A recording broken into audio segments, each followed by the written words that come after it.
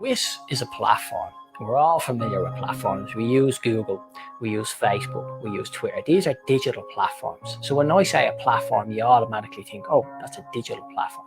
This is far better than a digital platform. This is meaningful interaction as a community on a social interaction level. So it benefits everyone.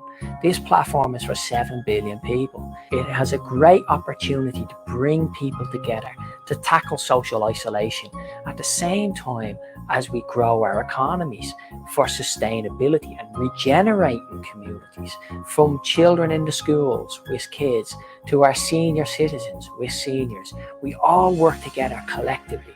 That's the beauty of this program and this project. It's there for everyone. We've brought it from a tweet to now on the international stage. You know, we've spoken at Davos. We're supporting the Sustainable Development Goals, their implementation in 25 cities worldwide. It'll impact over 100 million people.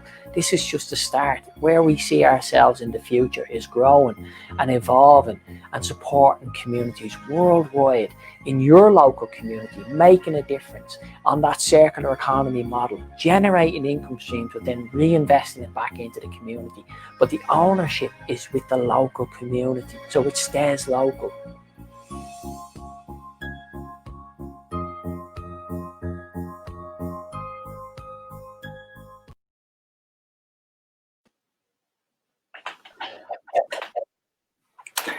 Well, good evening, everyone. Gareth Presh, founder of the World Health Innovation Summit, and I'm delighted to welcome you to WHIS Talks this evening on the Sunday afternoon in the UK in the evening, but in Texas and Seattle, it's mid-morning.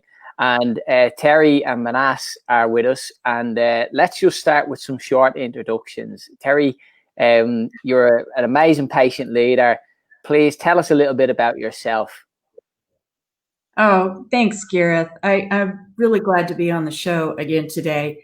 And hello to you, Dr. C. How you doing? Great, thanks, Terry. Good. So I am the founder and director of Deep Sea Foundation. So in the U.S., that's an NPO, which is a nonprofit organization. And the scope of our work is to provide education. So under the IRS, that's our designation to provide education. And we do that by empowering women and men to give them resources to make the best informed decision they can about breast reconstruction after mastectomy. That encompasses a lot of questions, a lot of planning, and it could very well include no reconstruction at all. So how do we go about doing that? We provide education in the form of evidence-based articles, which I think is very important. We collaborate with patients, surgeons, and other healthcare professionals in the hope that we are improving outcomes for both entities, for all entities involved. And then also we provide one-on-one support, for women and men who are going through the process of reconstruction after breast cancer. And so, we're on all social media platforms. We can be found at Deep Sea Foundation on Instagram, YouTube, Facebook. Now on Twitter, my background is in education, and I never changed my handle from @6state. And some people, they're, what does that have to do with your platform? I'm endeared to that. I used to have, I had teaching certificates in 6 states in the US. My husband moved us around a bit, and I'm endeared to that handle, and I will keep it forever because I'm an educator, and once an educator, always an educator. So that's my handle at 6state. So yeah, that's what we do at the foundation. And, we have a blog, Deep Sea Journey, and then the website, Deep Sea Foundation. Brilliant. That's a very short summary. I think you're being very modest, shall we say, in terms of the work that you do. I know you support thousands of people. right across the world. Dr. C, please give us an insight into your work and pioneering work, shall I say, around shared decision making as well. Thanks, mate. Great to be on the show again. Great to see you both. So I was raised in the UK, moved to the US to follow my first passion, actually, which is breast cancer reconstruction, and that's what really fed into my second passion now, which is shared decision making.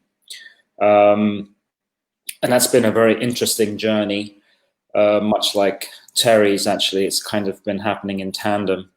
It's been incredible to watch the foundation's growth, Terry. You're doing really amazing work. So breast cancer is one kind of part of my world, but shared decision making is increasingly becoming more central to really what I'm doing. I now have Tolman Health, started a company, Tolman Health, which is specifically, it's a digital health company committed to helping physicians, practices, specialist centers, advocacy groups, hospitals, basically anyone who's interested in providing shared decision making. Tolman Health is really committed to helping them improve patient experience, patient outcomes, satisfaction, all through empowering shared decision-making mobile technology. So I think, the word empowering, really, you've heard it twice in our introductions, and really that is central, I think, to what we're going to be touching on today as well, Gareth, with the health literacy conversation that I'm very much looking forward to, because WHIS is doing some incredible stuff there. And it's we had a conversation with Christine Sorensen on Friday, myself and Manuela, just about partnering with the International Health Literacy Association. So we have an MOU on the table there. So hopefully we'll have that announced pretty soon. And as you say, I think with digital health literacy, shared decision making, this really is the future. If you anticipate the way we go, this is the opportunity. And I'm looking forward to getting into this conversation and looking at the outcomes and particularly the impact. Maybe, Terry, you could give us an insight from the patient's perspective, what it means to have shared decisions, because a lot of people won't understand that concept. Yeah, but I want to preclude my conversation about shared decision making. This ties in, Gareth and Dr. C. I have to tell you, this has been an evolution for me. When we had our conversation in June on WHIS Talks on shared decision making, the two of you got into a conversation toward the end of the interview that actually was mind-blowing for me. And I mean that in a good way. So I got off of that interview and I'm like, okay, I've got to dig deeper here. I've got to dig deeper into this impact of health literacy, into the impact of shared decision-making. And I want to tell the viewers. So Gareth, what I do now, after that talk in June, I put my headsets on. I encourage everyone to go to the WHIS Talks YouTube channel. And I start listening to these world leaders, because you really taught me about the importance of embracing these sustainable development goals. And I'm really proud to say that the foundation is really honed in on the SDG 3, which is good health and well-being. So I plug your YouTubes in and I go for my walk and I'm listening to these world leaders, and just the introduction that you made earlier before the program started. It's so empowering. So I encourage people to watch the YouTube for WHIS Talks. Go to the UN.org website and read about the SDGs. And so, Dr. C, I know this new initiative you have with Tolman Health, it is spinning my happy meter. Thanks, Terry. Yeah. So I'm very excited about both of them. And it just, your app, the Breast Advocate app, is loaded with health literacy. And so I'm going to continue to, share that in my community and to keep letting them know about that. But as an educator, I have to tell you, and Gareth, maybe I need to make some connections with WHIS kids, because here's where my thinking goes. I'm an educator. I'm an ESL trained educator. And I think that it's imperative to establish trust. You even said that. I took some notes here. In one of your talks with the Reverend Julian Hamilton. Yes, yeah. Yes. That was my latest walk, listen video. And, you said everyone has a purpose, always wanting people to do well. I love that. So here's where my thinking went. I started thinking about this for health literacy, for shared decision-making. We can't engage in a shared decision-making conversation without education. But as an ESL teacher, I go back to the days when I was standing in front of my classroom, and you start thinking about learning modalities, tactile learning modalities, auditory learning modalities, visual learning modalities. But then when you really dig deeper, you have cultural differences. You have health disparities or financial disparities that you have to think about with people that are trying to do the best they can to engage in their healthcare. So I remember when I was an ESL teacher, we spent, and I had adult English language learners. I had refugees, I had immigrants in my classroom. We would spend more than one lesson just learning the language of how do you talk to your physician or even call them up. We take all of that for granted. So I don't know, can we start health literacy at an earlier age in high school, in community settings, in university settings? Things will morph and they will change over time with health literacy and what people need to know, but maybe that's where we need to be starting. Yeah, and I'll come to Manas now, Dr. C now, but I totally agree with you, Terry. I'm so pleased as well that you talk about the talks and the purpose of recording these and sharing them on YouTube and across the podcast as well, is so that they're a digital footprint that can be used for many, many years. The idea here is to create an opportunity to look at things from a perspective of healthcare is seen in a bubble almost, and we see with the COVID situation how vulnerable that bubble is. We really need to understand that our communications with the general public needs to be wider. We have to have a wider engagement. We have to build trust as well. The only way to have the trust and to build the trust is through this engagement, be open and transparent and just say it as it is. And I think that's where the learning is. I would even say that this goes back to preconception, supporting families and mothers, having well-being programs for families and mothers to be. I'd love to hear, Dr. C's take on this as well. You know, what do you think in terms of the future when we look at what Terry just mentioned? How will we bring these programs at scale?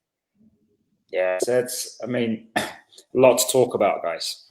So, I mean, when you look at what is health literacy, right? Let's take the conversation back to the basics first. So what that means is basically to, the ability to get access to be able to read and understand the information, and then use that information to make the appropriate decision, right, in terms of treatment. So, we started off talking about shared decision making, but you can't have shared decision making without health literacy, right? So the two are completely linked. Shared decision making is only one aspect of health literacy, but it speaks to the bigger problem, I think. And it's also, it's linked to general literacy. It's not the same thing, right? Yes. But it's, when you look at the state of affairs in America and also in the UK, I mean, neither one of our countries are really doing particularly well on the general literacy front, to be fair, right? So when you look at, I read 14% of American adults aren't able to perform the simplest everyday literacy task, right? And this is irrespective of age, race, income, education level. We're not just talking about people with limited reading skills or people for whom English is a second language, though that's obviously a very important part of the conversation. But it affects the whole gamut of the population, right? So something like 45% of high school graduates in the US have limited health literacy, right? So you can actually, so what does that mean? That means that you can complete the required years of schooling and still have the problem, still have that issue, right? So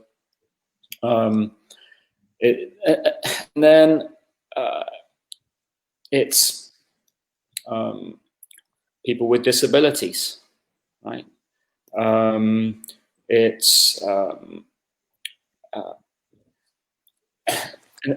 then it extends when you look at those groups. It extends into socioeconomic class, the likelihood of having adequate health insurance. You've got increasing economic pressures in terms of just making ends meet and being able to pay for healthcare, especially in the US. You've got increasing rates of chronic disease.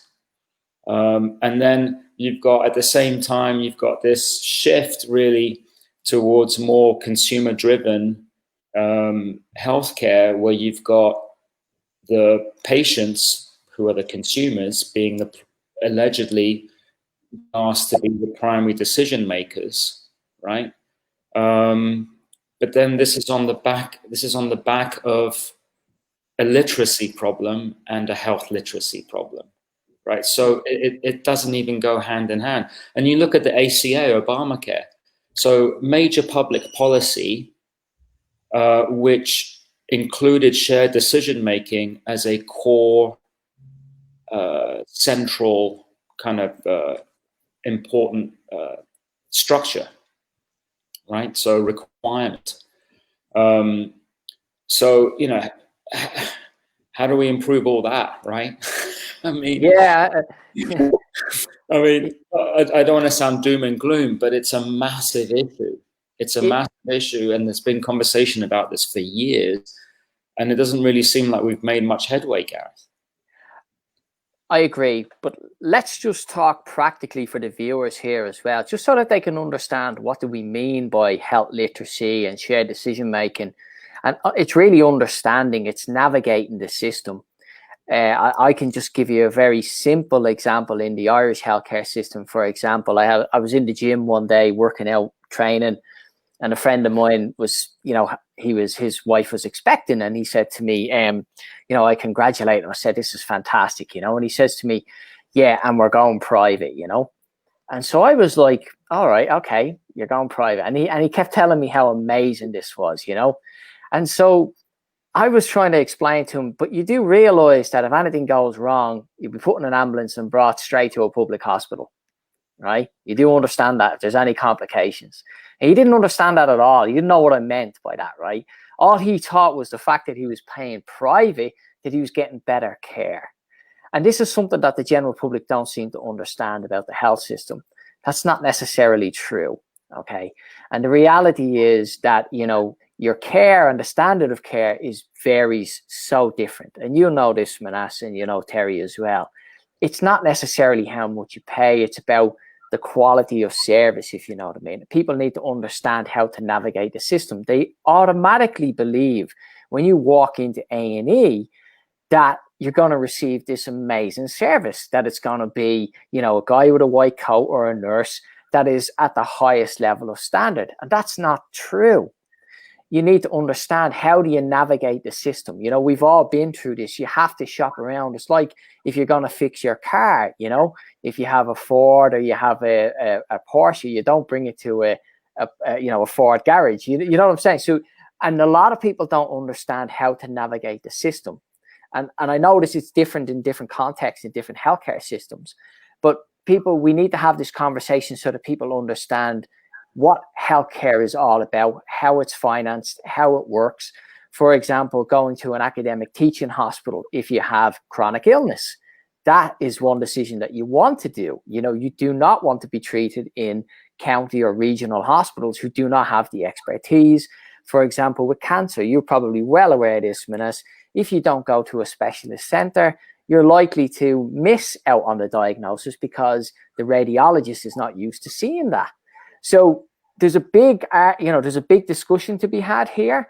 And, I think these conversations that we have in Terry's group, which I'd love to hear, Terry, what you think from your perspective, how do we grow? And with cancer, and we talked about this previously as well, there's such a taboo around cancer, like where no one kind of talks about it, and that's where your group comes in. It's so vital that you're providing that support, that you're given that insight, that health literacy, that knowledge. Well, I'm gonna throw some sunshine out here, okay? Please do. Yeah. I think as patients, breast cancer, a number of different health issues, no matter what you're diagnosed with, you feel very vulnerable when you go into a consult. So how do you use that word? How do you empower yourself with the education and the information? So going back to the group that I admin, Gareth, that you just talked about, I really feel that, social media has a great deal of benefit for patients. But I want to say very firmly that I believe if you are going to curate one of these groups, it comes with social media responsibility. Definitely. So how we do that on my group is we engage surgeons like Dr. C, other healthcare professionals, and now they're global. So what goes on in Ireland or what goes on in Australia may not go on in the US. So sharing these conversations and learning from each other has been eye-opening. I think it has, the hope is it's improving outcomes for everyone, like I said before. And so I want to give some, I wrote down some things today I want to share with you, because this is the kind of thing that to me is tangible evidence that these platforms are working. And like I said, I think with curating these groups comes social media responsibility, evidence-based information, keeping the group supportive and upbeat, establishing that trust that you talked about, Gareth, and providing resources like, Dr. C's Breast Advocate app to, to give this information to patients. So here's what happened. I mean, this has been in the last couple of weeks. So I get feedback from patients. This is what one woman said. She said, I feel like I had so much information going into my appointments, talking to all of you. My plastic surgeon looked at me and said, you're making my job so easy. I love hearing those stories. And it's not, this is not me providing the education. This is all of the community that's a global community in this forum. It's the surgeons, it's the other patients, but you have to curate it as a positive forum. Another lady said, being able to come to this forum and ask a question and have an immediate response is priceless. Sometimes I think that if patients have to wait for an answer, they get a bit panicky. Or, they feel like they've got to know something right now because they're going to their consult tomorrow. Where do I go for that? So I feel like if you establish a community of trust and support in these groups, they can be very, very valuable. And I'm so grateful. I just, I have to shout out to both of you for being on the group, because you're providing your own health literacy by being in that group as well. So, yeah. I mean, look, it's a pleasure to be honest with you. I Dr. C probably agree. That's what we want to do, is help other people. That's why you join the health service. It's why that's part and parcel of it. Breast Advocate.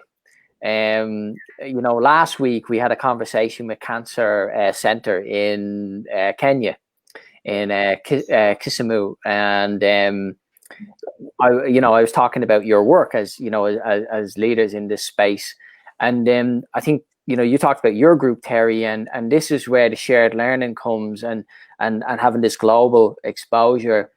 And with digital technology now that you mentioned, Manas, with the challenges that we face in the future with your colleagues, with surgeons, for example, you're a rare breed, shall we say, because there's not enough people going into the profession. This is the reality. And we had a conversation earlier today. We were talking about anticipation.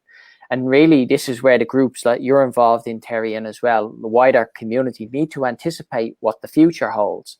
And the reality is, unfortunately, that cancer cases are going to spike and they're going to rise.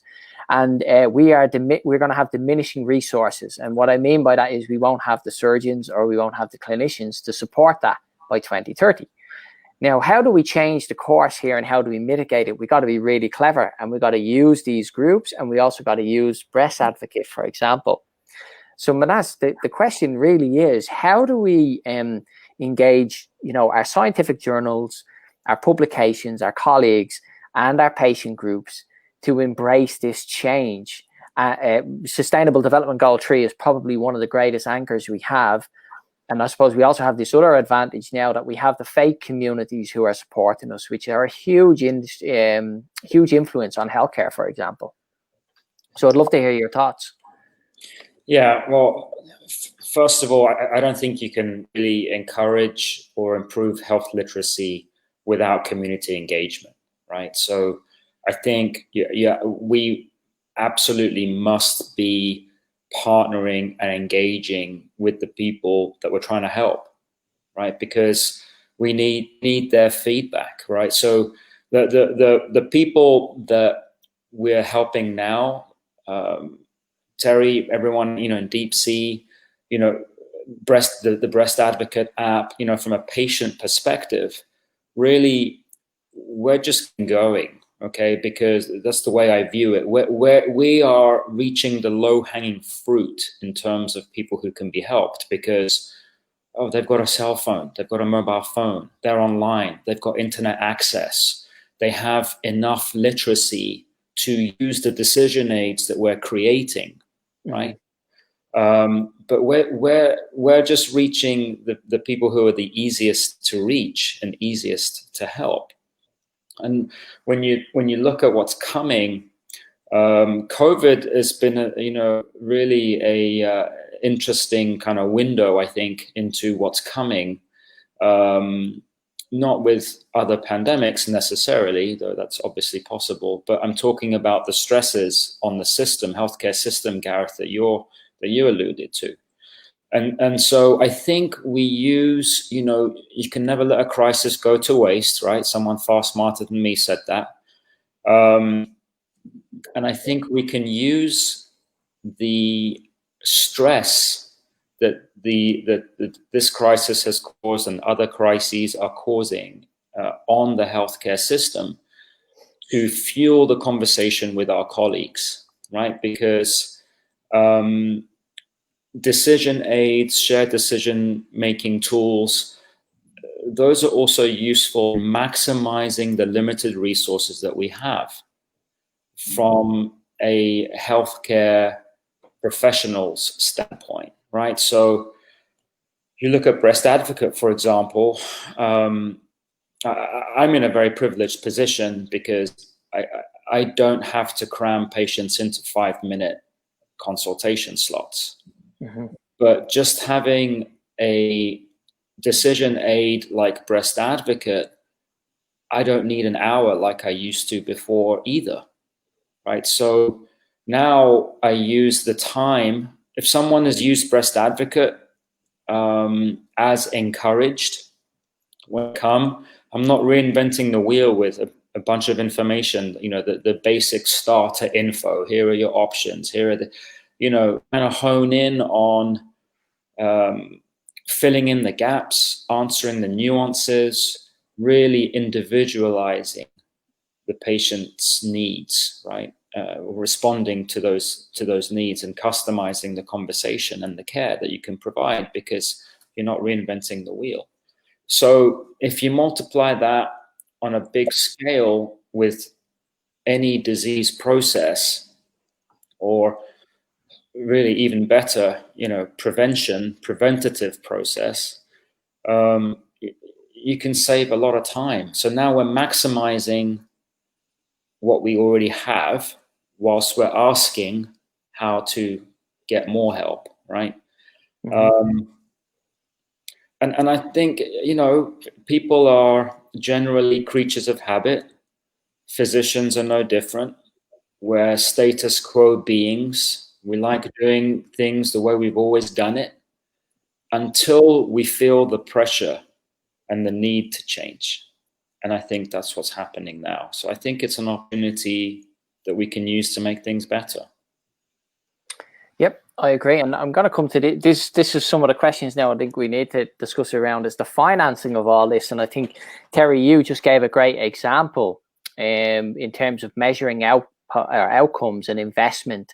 And because one of the things I just find a lot of people talk about, the financing and the projects and investments and money, and just in the context of COVID, for example, like, the world at the moment is in a fear-based reaction that everything is doom and gloom. But just to let people know, the top 30 companies in the world, top 32, they've made over £100 billion in profit over the last couple of months. So just so that people are aware of, it's not all doom and gloom out there.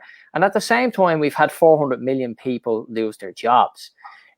So clearly we're doing something wrong here in this space, and I think what we need to look at is with Breast Advocate and the work that you're doing, Terry, and this happens all over the world, is we need to start investing in companies that are ethically sound. And what I mean by that is the platforms of the world, the next generation of platforms, the WHISs, the advocacy, the DeepSeas. We need to be starting to support them monetary wise so that they can reinvest back into growth. And because, all of these fantastic companies that are around the world, they need to start sharing the burden and helping us. And I'd really like to know, Terry, from your perspective, how do you see, because ultimately all of this good work needs financing, because it's a burden on the people who do this. They do it because they love it and it's passion. But at the same time, we need to have this conversation with everyone and be really honest about it and say, look, we have to pay for this as well. You know what I mean? We have to put some financing into it and we have to put some resources in it. Now, your group has thousands of members in it. The time that Dr. C was talking about and the shared learning and the resources, I mean, you're probably saving this health service millions, in terms of what you're doing. But you're not getting a cent for that from the system, if you know what I mean. And the system needs to recognize that as well. And I think that's where the system needs to invest in the community outreach programs, give them time, invest in new and creative jobs, new and meaningful jobs, purposeful jobs. So I'd love to get your insight, Terry, on what you think. How do we build that business case? Well, Gareth, this is so timely. This happened to me this week.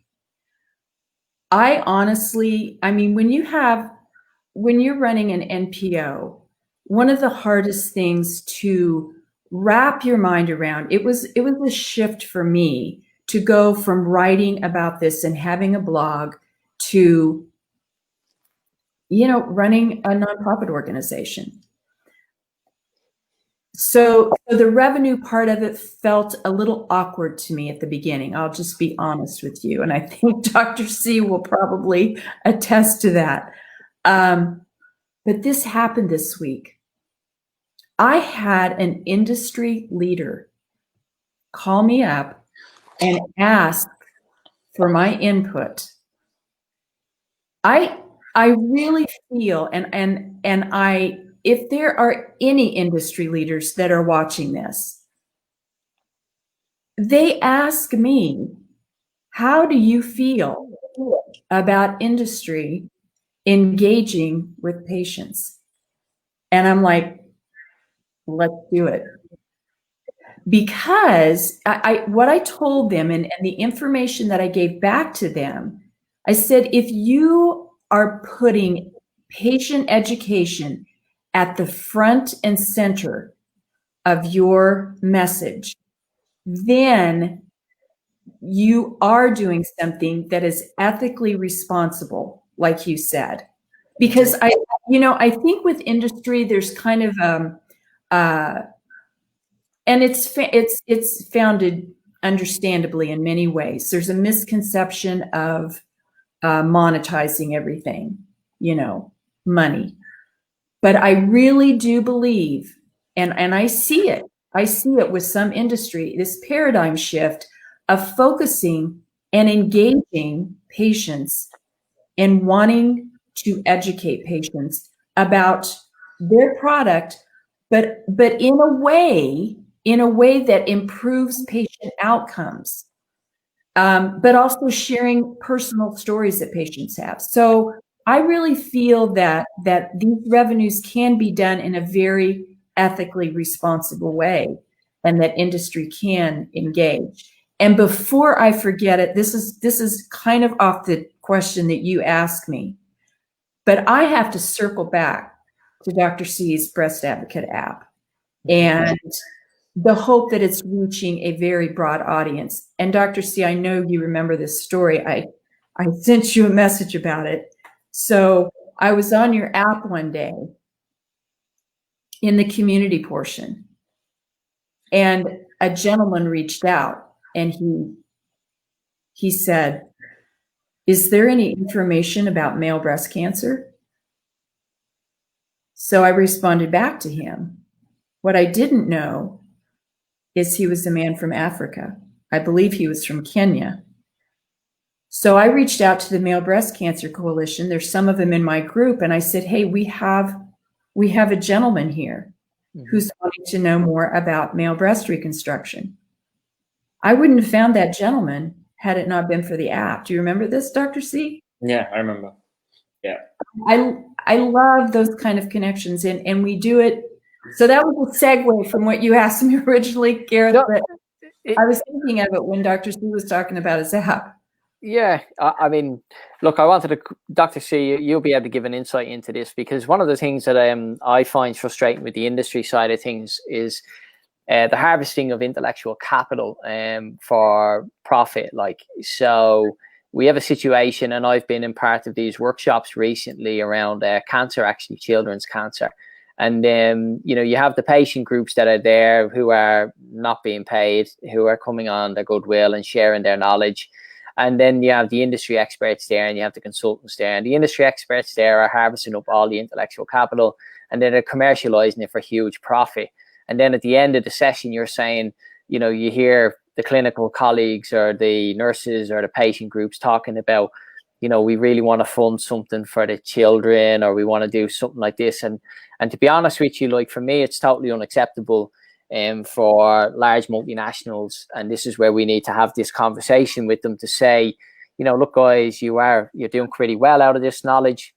You know, you need to start kicking back something in towards the system so that we can make some serious improvements here.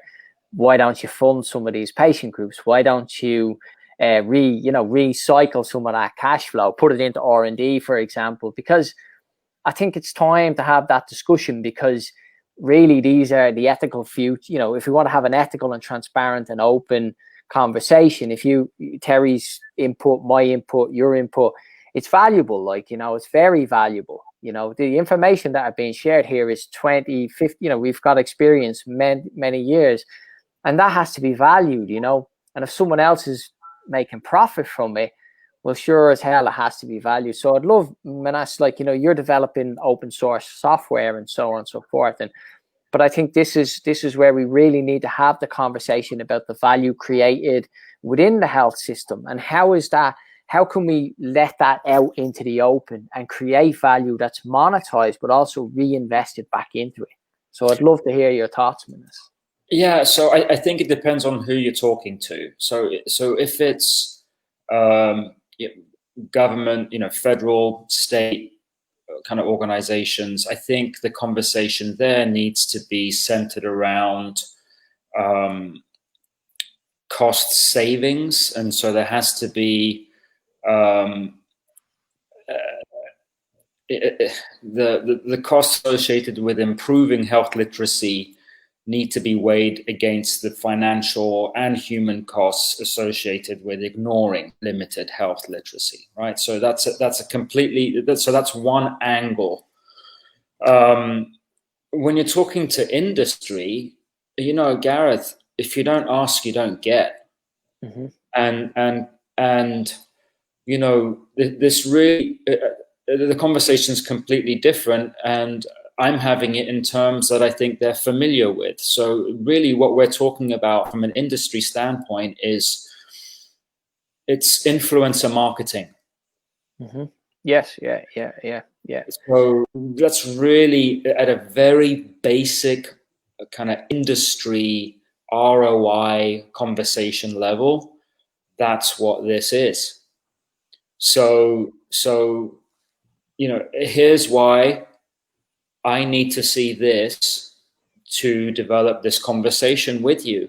But it's not in our DNA to be having these conversations. In our DNA is talking to anyone who's interested because, they want to help too. So, and then in essence, what happens? You're taken for a ride, and the situation that you described is what happens over and over again. But it's okay because that's the norm. It's the norm because we let it be the norm.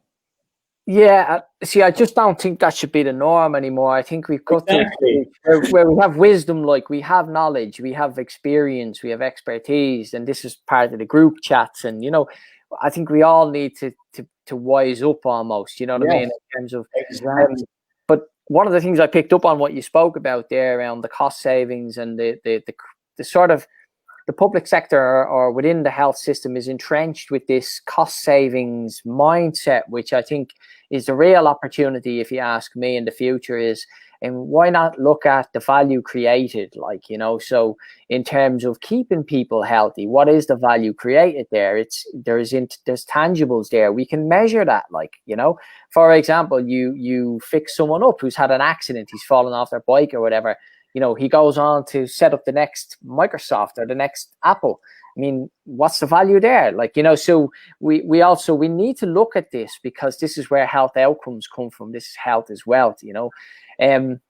But I just want to summarize this evening's conversation, because I'm conscious of the time, and I'll ask Terry and yourself, Dr. C, to kind of just tell me, Terry, from your perspective, the next 12 to 24 months, it's going to be difficult with COVID-19.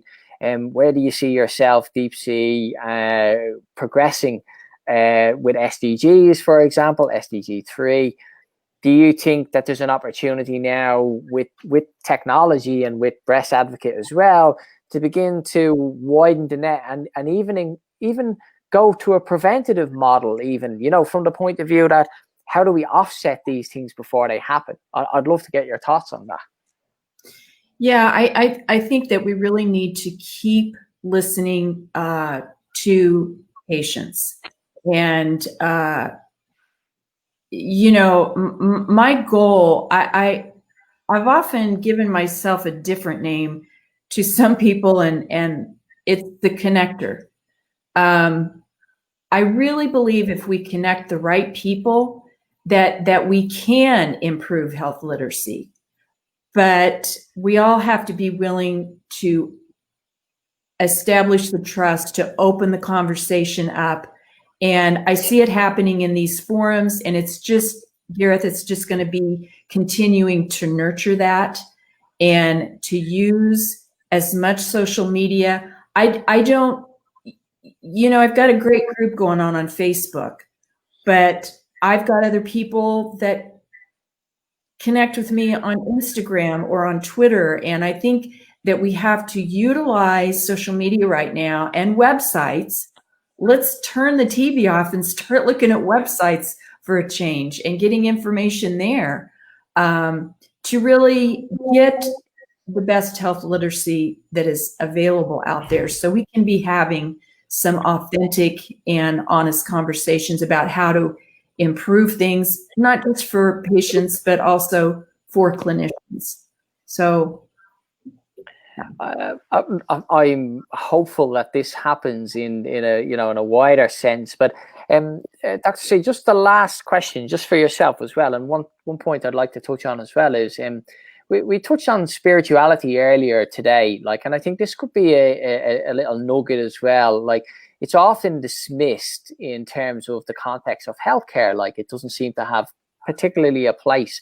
But I actually believe that this could be something that has quite a significant impact in terms of health literacy and shared decision making, because this is an understanding part, because it's all based on the outcomes per se, and it's the belief. And I'm not, you know, everyone has their own beliefs, and it's, you know, what I'm saying is that it's important that from a shared decision perspective, from a clinical perspective, that we understand what the outcomes could be for that patient based on our language and our interaction with that person, because ultimately when they leave the consultation room, a lot will depend on what their beliefs are. So I would love to know, just in the, like, is this an opportunity? And also, what do you think in the next 12 to 24 months, you know, where are the opportunities? Yeah, I think reported outcomes is where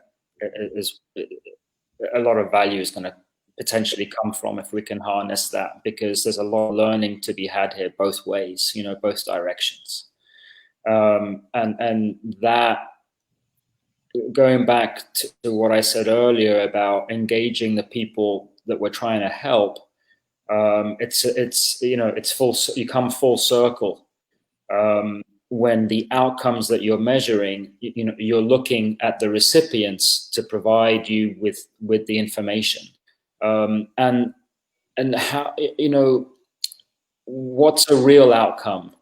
It's the outcome that the patient experiences, right? So I think there's immense value there, and I think there's also an opportunity here to maybe change how we go about it.